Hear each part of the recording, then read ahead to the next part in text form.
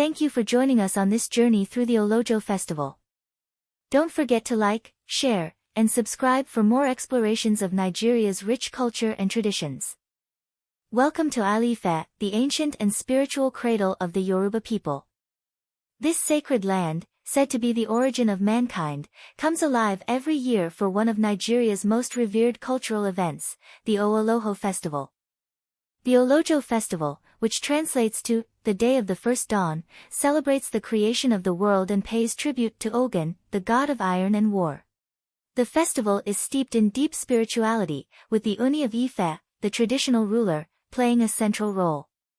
For the Yoruba people, this festival symbolizes the connection between the physical and spiritual worlds. The festival begins days before the grand procession, with the Ooni retreating into seclusion for intense prayers and rituals. It is believed that during this time, he communes with the ancestors and the gods, preparing himself to wear the sacred Aare crown. The crown said to have descended from the gods themselves. On the festival day, the Ooni emerges from his palace, adorned in the majestic Aare crown, symbolizing the unity of the people and their connection to their deities. The crown, only worn once a year, is believed to hold immense spiritual power.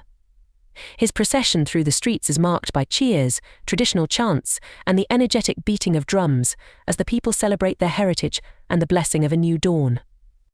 As part of the celebration, offerings are made to Ogun, the god of iron, to ensure peace, protection, and the Olojo Festival stands as a symbol of the enduring legacy of the Yoruba people, a rich tapestry of faith, culture, and tradition passed down through generations.